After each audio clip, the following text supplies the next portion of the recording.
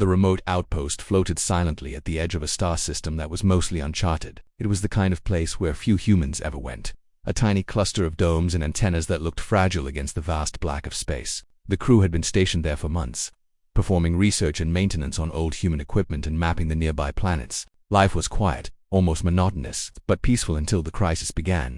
It started with small problems that could have been ignored. The sensors began malfunctioning. Communications with nearby colonies flickered in and out. Minor system failures became a pattern nobody could explain. At first, the crew thought it was just the wear and tear of being in such an isolated, harsh environment. But slowly, a sense of unease began to creep in. The alarms were subtle at first, tiny red lights blinking on consoles, but they grew louder and more insistent as hours passed. Something was very wrong. The storm came without warning. Not the kind of storm anyone on Earth would recognize, but a violent cosmic disturbance that tore through the region. Charged particles in space surged unpredictably, disrupting shields, scattering satellites, and interfering with power systems. The outpost shook violently as its thin protective dome struggled to resist the energy. Sparks flew in the corridors, and emergency lights flickered on, painting the crew in eerie red and yellow shadows. The crew, trained for emergencies, rushed to the control panels to assess the damage. But every reading seemed worse than the last dot. The leader of the outpost, Commander Elias Kane, realized they were in immediate danger. He had spent years training for space missions, but nothing could have prepared him for this. The storm was relentless. The systems were failing, and time was slipping away. The oxygen generators were unstable, the backup power was dwindling, and some sections of the dome had already started to crack under the strain. It wasn't just discomfort or inconvenience. They were facing the very real possibility of death. Elias called a meeting with the rest of the crew. They crowded into the central command room, the air tense and heavy with fear. Each crew member was a specialist: engineers, biologists, communications experts. But in this moment, their expertise mattered little against the overwhelming force of nature. Their faces reflected worry, exhaustion, and panic. Yet there was a silent trust that Elias would make the right call. He had to decide quickly. After a few tense minutes, Elias made the decision. They would send an SOS.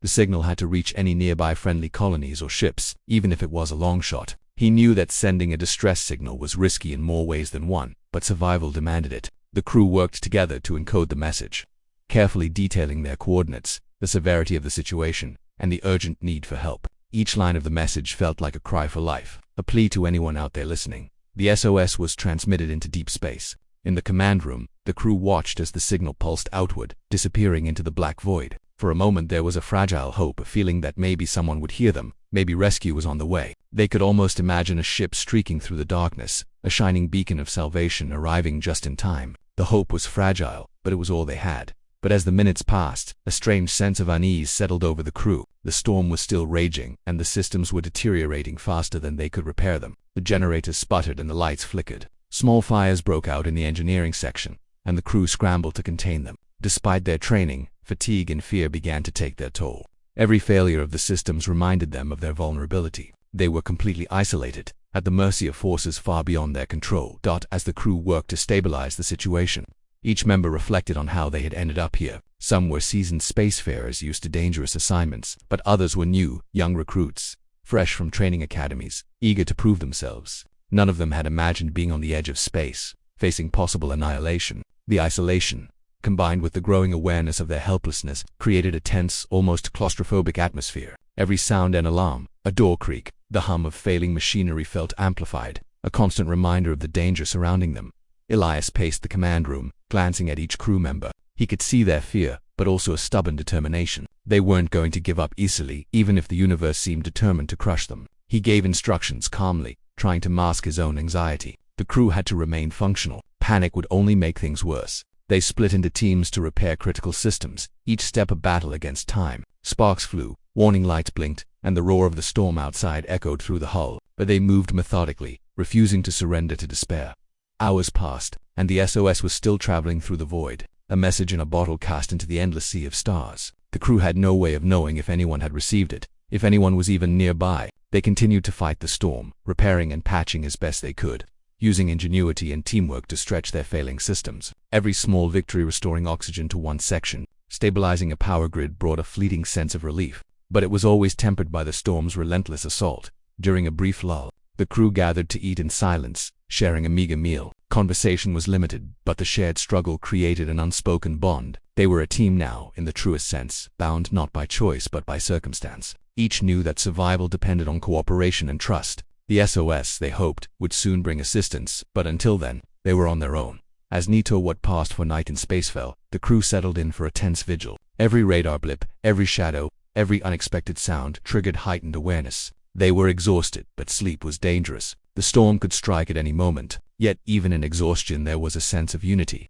They were facing the unimaginable together, a small human outpost against the overwhelming forces of the universe. The SOS was a beacon of hope, but it was also a gamble, a last desperate measure that might save them or, unknowingly, invite unknown dangers. Little did they know, their plea for help was about to reach beings who were far more dangerous than they could imagine. The crew's hope, carefully nurtured through hours of struggle, was on the verge of colliding with an unknown reality. The calm before the storm was deceptive, a fragile moment of breathing before the true challenge arrived. The crew waited, unaware that their SOS would soon trigger a chain of events far more terrifying than any storm they had faced on that moment. As they huddled in the command room, watching the storm outside, the crew believed in the power of the SOS. It was their lifeline, their only chance. They clung to it with all the desperation of humans facing impossible odds, unaware that this decision made with courage and hope would have consequences none of them could have predicted. The story of survival, fear, and human resilience had only just begun. The SOS signal left the outpost, pulsing through the dark expanse of space, carrying with it the desperation and fear of the human crew. They imagined that the message would reach friendly ears, that a rescue ship would arrive and bring them back from the edge of disaster. But space was unpredictable, vast and full of surprises. What the crew did not know was that the signal had also been intercepted by a species far beyond their understanding, a species known throughout the galaxy for its ferocity and its ruthless way of handling perceived weakness. These were the Deathworlders, creatures who thrived in danger, whose instincts were tuned to seek out and conquer life forms weaker than themselves.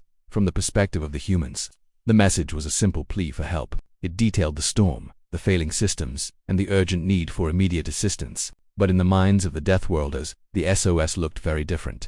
It was not a call for aid, but a beacon signaling vulnerability, a target, an invitation. They could sense the fear encoded in the transmissions, the trembling of inexperienced operators, the desperate attempts to maintain control in a failing environment. To the Deathworlders, this was an opportunity, a prize waiting to be claimed. Meanwhile, back at the outpost, the human crew had no idea that their SOS had reached anyone at all, let alone the wrong audience. They continued to work tirelessly, patching failing systems, trying to stabilize life support, and securing what parts of the dome were still intact. The storm outside raged on, a constant reminder of how fragile their existence was. Commander Elias Kane monitored the communication channels, hoping for a reply, but nothing came. The hours dragged on, filled with tension, uncertainty, and the constant hum of failing machinery. The crew speculated among themselves about who might have received their message. Some imagined friendly human ships, others thought perhaps an automated rescue protocol from a distant colony. But no one considered the possibility of hostile alien forces intercepting their plea. Human knowledge of the galaxy was limited, and these outer regions were largely uncharted. They assumed safety in ignorance, unaware that the SOS was like a flare in a dark forest, visible to predators lurking just beyond the trees, on a distant sector, far from the storm and far from human eyes. The Deathworlders analyzed the SOS. Their technology was unlike anything the humans had ever seen. Sensors that could detect fear, intuition coded into artificial intelligence, and systems that could track movement across light. They quickly identified the source, pinpointing the outpost with astonishing accuracy. To the Deathworlders, the coordinates indicated a settlement with minimal defenses. The humans were alone, isolated, and desperate. It was the perfect scenario for an invasion, a raid, or perhaps a complete takeover. The Deathworlders did not rush, however. They were careful, calculated, and intelligent in their aggression. Scouting ships were dispatched first, smaller, faster vessels capable of stealth and observation. These scouts slipped through the darkness of space, unseen by the outpost's limited sensors, gathering every detail possible. They mapped the terrain of the outpost, noted the locations of energy sources, the positions of domes and structures, and the apparent hierarchy among the crew. Each observation reinforced what they already suspected: the humans were vulnerable, and the situation was ideal for exploitation. Back at the outpost, the humans remained unaware of the approaching danger. Their focus was entirely inward, on survival against the storm and failing systems. They debated whether they should conserve power or attempt further repairs, wondering which strategy would increase their chances of survival. Every decision carried weight, and the stress of responsibility weighed heavily on Commander Kane. He tried to stay calm, to inspire confidence in his team, but the uncertainty gnawed at everyone. They were fighting two enemies at once: the storm and the unknown void of space, and their hope rested on an SOS that might not be answered in time. The scouts continued their silent approach.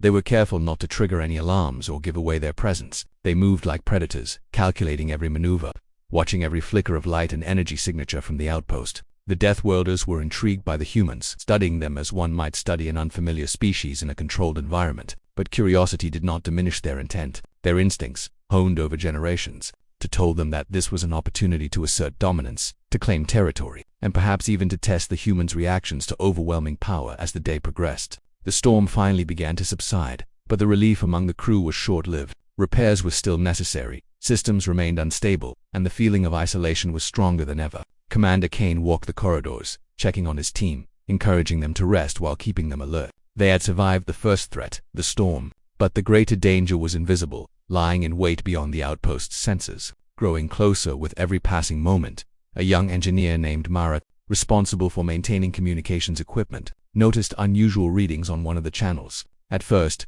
she thought it was another glitch caused by the storm, but the signals didn't match anything they had encountered before. They were structured, deliberate, and carried a frequency pattern that seemed almost intelligent. She mentioned it to Commander Kane, but he dismissed it initially, assuming it was interference. It was a small detail, almost insignificant, yet it would prove to be an early indicator of the approaching threat. Night, or the closest approximation to night in the artificial light of the outpost. The crew settled into shifts, monitoring systems, checking life support, and maintaining the equipment that kept them alive. Sleep was shallow and interrupted. Anxiety made it difficult to rest. Conversations were hushed, focused on the work at hand, and punctuated by occasional laughter or jokes, an attempt to maintain morale in the face of overwhelming stress. Every glance to the horizon, every shadow cast by flickering lights, reminded them of their vulnerability.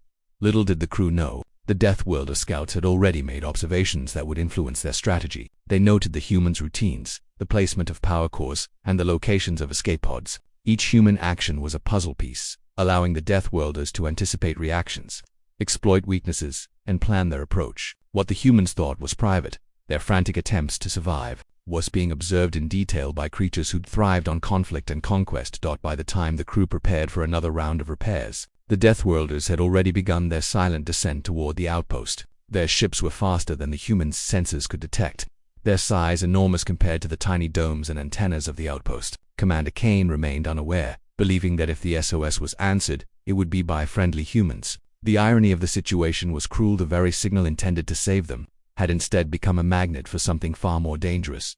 The humans continued their work, unaware that every movement, every decision, was being observed and analyzed. Their desperation was palpable, their hope fragile. They had survived the storm, but the universe had other plans. The first step toward disaster had already been taken. The SOS, meant as a lifeline, had inadvertently invited the most dangerous challenge they would face yet. The stage was set for a confrontation that no one on the outpost could have anticipated, and the humans, unaware of the predators approaching, continued to cling to their hope, the very hope that had unknowingly sealed their fate.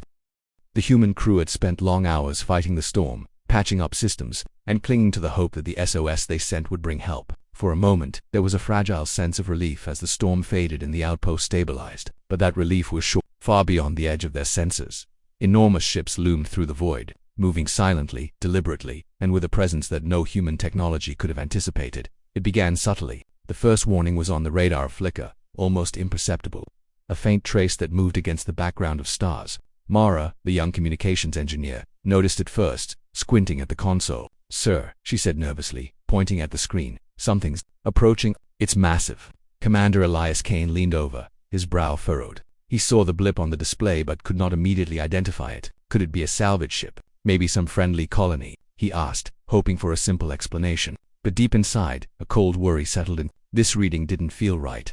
Then the first of the Deathworlder scouts appeared above the outpost. Their ships were unlike anything the humans had seen, towering, jagged vessels that seemed almost alive. Their hulls shimmered with a strange metallic sheen, and weapons bristled along their sides, clearly designed for destruction. Even from a distance, the ships radiated a sense of dominance, power, and danger. The outpost's small sensor arrays struggled to track their movements accurately. Panic began to ripple through the crew. "Commander, we've got multiple contacts," shouted Mara, her voice trembling. The main display lit up with dozens of incoming ships. The human outpost was outnumbered, outgunned, and completely unprepared. The situation escalated faster than anyone could have imagined. The SOS that had been meant as a lifeline now hung over them like a death sentence. The realization hit everyone simultaneously. They had unknowingly invited a force far stronger than themselves. Elias Kane took a deep breath, trying to steady himself. He had trained for emergencies, even hostile encounters, but this was beyond anything he had ever imagined. "Listen up," he barked, his voice cutting through the sudden chaos. "We're outnumbered, and we can't take them head. Focus on survival, get the shields back online, secure the civilians, and prepare the escape pods. Every second counts." The crew sprang into action, moving with a mixture of practiced precision and desperate urgency. The Deathworlders did not attack immediately. They hovered in orbit, their ships casting enormous shadows over the outpost. Their presence alone was terrifying. It was a show of power, an implicit warning that any misstep could result in total destruction. The crew could see them through the observation ports, massive silhouettes that blocked the light of distant stars, even without firing a single weapon. The Deathworlders made it clear that resistance would be costly. Inside the outpost, chaos was rising. Alarms blared, warning lights flashed, and power systems fluctuated wildly under the strain of both the storm aftermath and the Deathworlders' proximity. Engineers scrambled to stabilize the shields, patching breaches in the dome and redirecting power from non-essential systems. Mara and her colleagues worked frantically to maintain communications, hoping against hope that anyone might hear them. But the scale of the incoming threat left little room for optimism.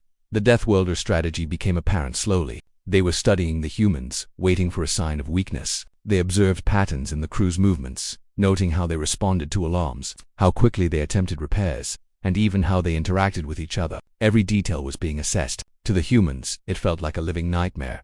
They were aware of an invisible predator, knowing it could strike at any moment, yet unable to predict when or how. Elias Kane realized that conventional defense would not work. Their small cannons and automated turrets were no match for the Deathworlders' massive firepower. "We need to think differently," he said to the senior staff. "We can't beat them head. We survive by being smart, by using the environment, by staying unpredictable." Plans were made quickly: decoy signals, diversionary power surges, and emergency lockdowns of the most vulnerable sections. Every action was a gamble, a calculated risk with life or death consequences. As the first Deathworlder ships moved closer, the human crew saw the true scale of the threat. The vessels were enormous, several times the size of the outpost, each one bristling with energy weapons and defensive shields that pulsed ominously. The shadow of even one of these ships over the fragile domes caused structural vibrations that rattled the floors. The crew could hear the hum of their engines through the hula sound that seemed to reverberate directly in their bones, a reminder of how small and fragile they were. Attempts to communicate were futile. The Deathworlders' technology was advanced, beyond human comprehension. Mara tried sending coded signals, hoping to establish contact or at least buy time, but her messages went unanswered. The human crew felt an increasing sense of isolation. They were no longer dealing with a natural disaster or mechanical failures. They were facing a sentient force capable of observing, calculating, and deciding their fate.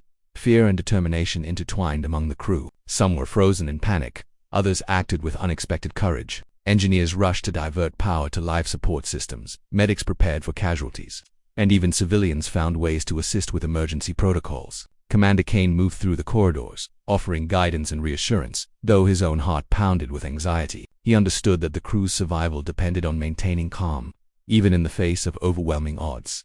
The first skirmish began subtly. Small bursts of energy from the Deathworlders' ships targeted weak points in the outpost's outer structures. The domes shuddered, debris fell, and alarms screamed. The crew scrambled to contain damage, sealing off sections and rerouting power to critical areas. Every second felt like a lifetime. The Deathworlders were not merely attacking, they were testing, probing for vulnerabilities, and watching closely for human mistakes. Each error, each hesitation would be noted and exploited. Inside the control room, tension was unbearable. Mara monitored the incoming energy patterns, trying to predict the next attack. Engineers shouted instructions, coordinating repairs, and improvising solutions on the fly. Commander Kane directed operations, balancing immediate survival with longer-term strategy. The outpost was fragile, but the crew's teamwork and ingenuity allowed them to delay total disaster. They were fighting an enemy far stronger than themselves, but they refused to surrender.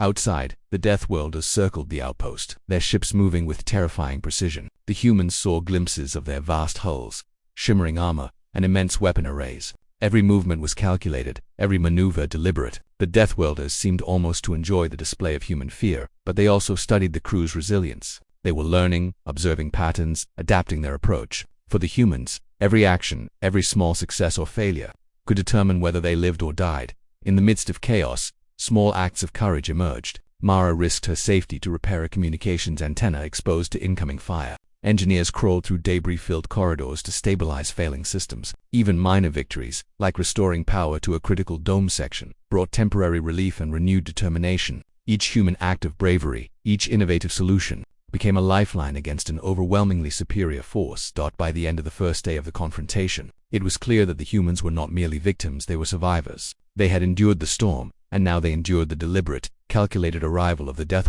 Yet the danger was far from over. The Deathworlders had arrived in force, and their presence loomed like a shadow over every decision, every movement, every hope. The outpost had survived the initial encounter, but the humans understood that they were only at the beginning of a far more dangerous struggle. The crew gathered briefly, exhausted but resolute. They had seen the enemy, felt the weight of its presence, and survived the first attacks. Commander Kane looked at each member, seeing fear, determination, and a fragile but growing confidence. "We've made it this far," he said quietly, "but this is just the beginning. We need to stay smart, stay united, and be ready for whatever comes next. We fight not just to survive the night, but to survive them." The words were heavy, but the crew nodded in agreement. As night, or what passed for night in the artificial light of the outpost, fell, the Deathworlders continued their observation, hovering in orbit, preparing for the next phase. The human crew worked tirelessly, patching damage, monitoring systems, and bracing for the inevitable. The initial shock of their arrival had passed, replaced by a grim understanding. The SOS had backfired. Their desperate plea for help had summoned an enemy far stronger, far more dangerous, and far less forgiving than they could have imagined. The humans had survived the first encounter, but the true test of ingenuity, courage, and survival was only beginning. Every decision from this point forward would determine whether they would endure the Deathworlders' assault or be wiped out entirely. The reality was clear. The SOS that had been their hope had become the catalyst for the greatest challenge of their lives.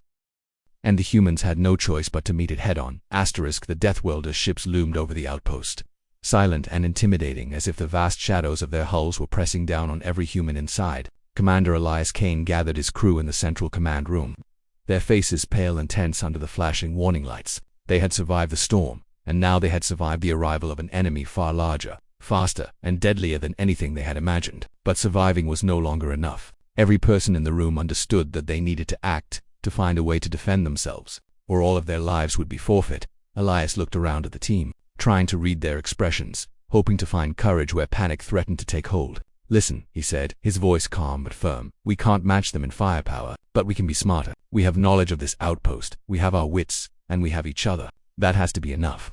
The room was silent for a moment, then nods and murmurs of agreement spread. Despite fear, the crew knew they had to fight with intelligence, improvisation, and courage. The first step was assessing their strengths and weaknesses. Their defenses were weak, their shields barely operational, and most weapons were either automated turrets or small, manually operated cannons. They had limited ammunition, and even less time. The crew split into teams. One group worked on stabilizing power to keep life support functioning. Another group prepared escape pods in case the worst happened, and a small team focused on weapon systems and creating diversions. Every move was coordinated, a delicate balance of survival and counteraction. One of the most dangerous tasks was preparing decoys. Mara, the communications engineer, had an idea to send false signals and create phantom energy signatures to mislead the Deathworlders. It was risky. If the aliens realized the deception too quickly, they could attack with full force. But it was the only way to buy time. While some crew members deployed the decoy drones, others reinforced walls, patched breaches in the domes, and set up temporary barriers to funnel the enemy into less vulnerable areas. Every action had a dual purpose: delay the enemy and protect the crew. The first diversion worked, to a degree. Some of the Deathworlders' smaller ships were drawn toward the phantom energy signals, giving the humans moments of precious breathing room. It was enough time for engineers to reroute power to critical systems, stabilize shields, and prevent structural collapse. Each small victory brought relief, though it was always short. The Deathworlders were clever, calculating, and patient. They studied human tactics, adapted quickly, and responded to every attempt to outmaneuver them. The crew quickly realized that every move was a gamble. Every second could be their last. Meanwhile, tension among the humans ran high. Exhaustion from the storm, fear of the unknown, and the pressure of survival began to take their toll. Arguments flared over priorities, decisions had to be made in seconds, and mistakes were costly. Yet, even in moments of discord, acts of bravery shone through. Engineers crawled through damaged corridors, navigating debris and fires, to repair critical systems. Medics ran across unstable floors to tend to minor injuries, risking their own safety for others. Civilians, previously quiet and passive, became active participants, assisting with power management, repair, and communication. The crew discovered reserves of courage and resourcefulness they hadn't known existed. Despite their efforts, the Deathworlders advanced relentlessly. Small bursts of energy from their ships struck the outpost's outer walls, testing its limits. Debris floated through airlocks, alarms screamed across the corridors, and sections of the domes shook under repeated impacts. Every member of the crew had to react instantly, patching breaches, redirecting energy, and evacuating areas at risk. Their movements were precise yet frantic, each step a balancing act between survival and the inevitability of disaster. Commander Kane realized they needed to think even more creatively. Direct confrontation was impossible, but indirect tactics could help. He ordered the crew to exploit the environment of the outpost, using gravity wells, narrow corridors, and unstable structures to their advantage. They rigged sections of the outpost to collapse if breached, creating potential traps for the Deathworlders' smaller ships. The humans could not destroy the alien vessels outright, where they could delay them, slow their advance, and force them into positions where human ingenuity could make a difference.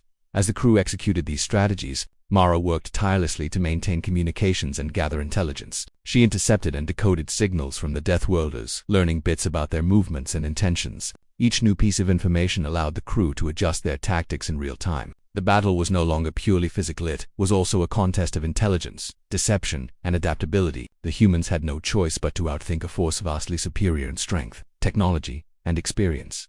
Throughout the day, the crew faced moments of despair and hope. A sudden breach in the power grid caused panic, sending critical systems offline for minutes that felt like hours. Engineers scrambled to reroute energy while alarms blared and the floor shook beneath them. Just when it seemed disaster was inevitable, Mara managed to restore partial power, stabilizing the shields and buying time. The crew cheered quietly, knowing every small victory mattered. Survival depended not on defeating the Deathworlders, but on enduring, adapting, and exploiting any advantage they could find.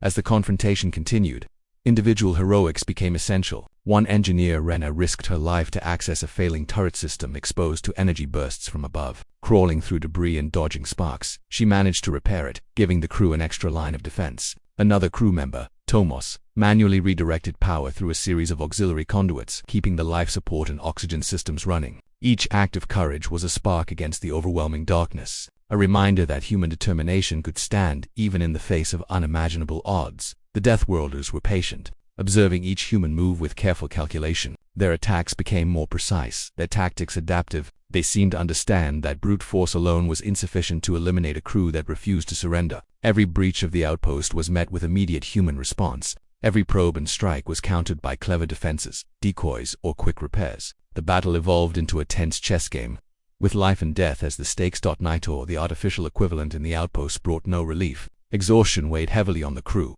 but there was no time to rest. Commander Kane organized shifts for repair, monitoring, and lookout, ensuring that someone was always alert. Every sound, every vibration, every shadow was watched and interpreted. Sleep was brief, shallow, and filled with anxiety. The crew understood that even a single lapse in attention could be fatal. By the end of the first full cycle of battle, the humans had survived through intelligence, courage, and improvisation. Their defenses were battered but operational. Their systems were strained but functioning. They had proven that even a fragile, isolated crew could resist a force far stronger than themselves when using strategy and ingenuity. Yet, despite their temporary victories, the crew knew that the Deathworlders would not relent. They were facing an enemy that learned quickly, adapted constantly, and could exploit any mistake. The next phases of confrontation would demand even greater creativity, courage, and sacrifice.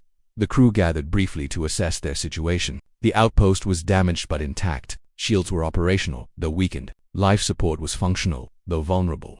Commander Kane looked at his team, seeing exhaustion, fear, and determination. "We've delayed them," he said, "but they're still here. They're watching, learning, waiting. The next phase will test us even more. Every decision, every action will count. We fight not just to survive, but to outsmart them. We are not safe yet." The words were heavy, but they carried a message of resilience. The humans were battered, but they were still standing, still fighting, still refusing to surrender. As the crew returned to their stations, the Deathworlders remained in orbit, observing the results of the day's strategies. Their ships cast enormous shadows over the outpost, silent and calculating, as if considering the next move in this deadly game. The humans had managed to delay them, but the aliens' patience was formidable. The crew understood that survival depended on continuing to think creatively, to anticipate every move, and to act with courage and ingenuity. Every second was a battle, every action a gamble, and every choice could determine life or death. In this tense lull between attacks, the human crew learned a vital lesson. Survival was not about brute strength, but about intelligence, resourcefulness, and teamwork. Each member contributed in unique ways, each act of bravery counted, and even the smallest victories could mean the difference between life and death. The battle with the Deathworlders was far from over, but the humans had proven that they could adapt, fight back, and endure. The stage was set for the next phase, where every decision would matter, and the humans would have to confront the full force of an enemy they could barely comprehend.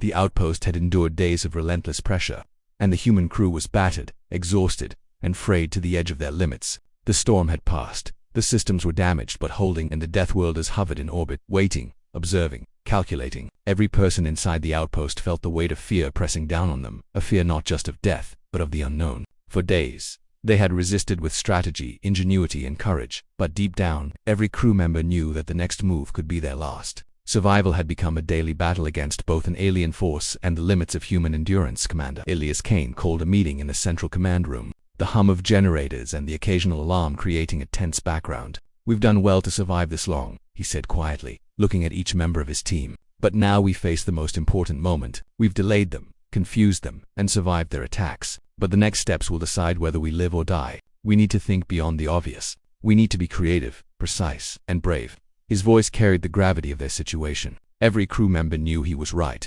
Survival had always been about more than strength. It was about intelligence and courage under pressure. The Deathworlders, for their part, had not yet launched a full-scale assault. Their presence remained intimidating. Massive ships circling the outpost, energy weapons glowing, ready to strike at the slightest opportunity. But slowly, a subtle shift began. They moved differently, more cautiously. Their patterns suggested curiosity rather than pure aggression. Mara, monitoring communications, noticed signals that were unusual, not attacks, not commands, but structured transmissions that seemed almost exploratory. For the first time, the humans realized that these creatures might not be solely bent on destruction.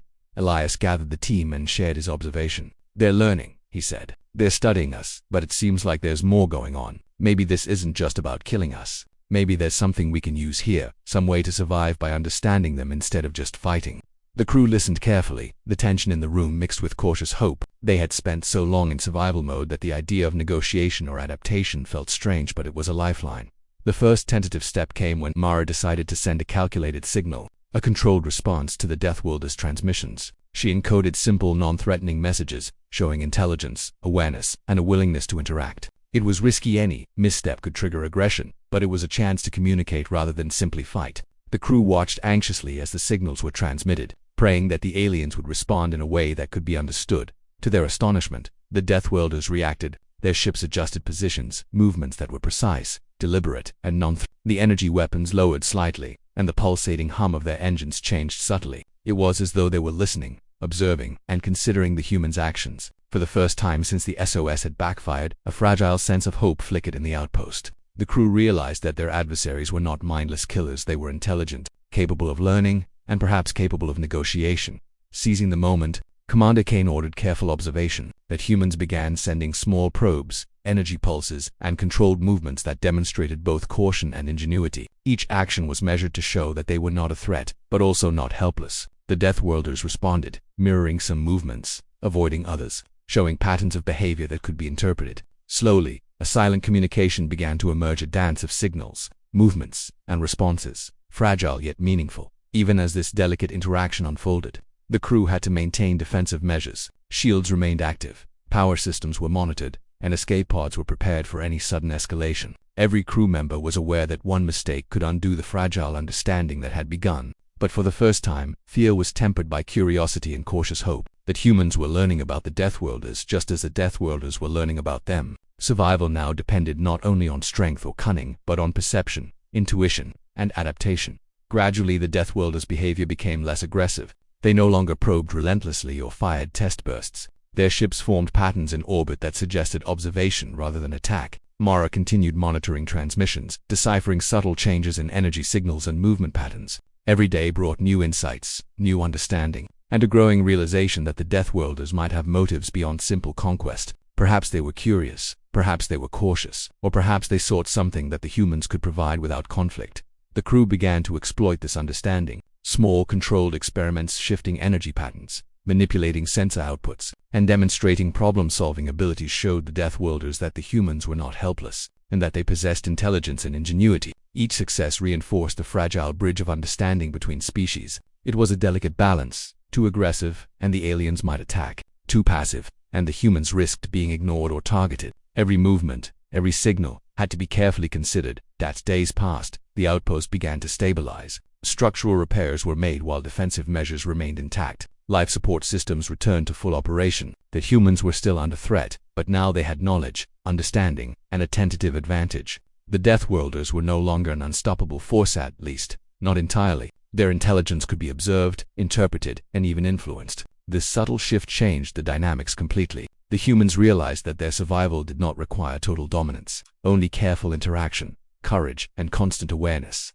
Individual acts of heroism continued to play a vital role. Mara's work in communications became crucial for maintaining the fragile understanding, while engineers like Rena and Tomas stabilized damaged systems under extreme pressure. Commander Kane coordinated strategy with patience, directing the crew in subtle maneuvers and responses that maintained the balance of trust and caution. Every member of the team understood that survival depended not only on individual bravery, but on teamwork and careful observation of the Deathworlders' reactions. Slowly, the alien ships began to retreat slightly, not fully leaving the orbit, but maintaining a safe distance. Their energy weapons remained online, but there were no attacks, only cautious observation. The humans had survived the first overwhelming encounter, endured the storm and assaults, and adapted to the presence of an alien force they could not hope to overpower. They had done the impossible. They had transformed fear into understanding, desperation into strategy, and vulnerability into leverage. In the final moments of the ordeal, a silent realization swept through the crew. The SOS that had backfired had also brought a strange opportunity. The Deathworlders' arrival had been terrifying, yes, but it had also revealed the humans' capacity for ingenuity, courage, and adaptation.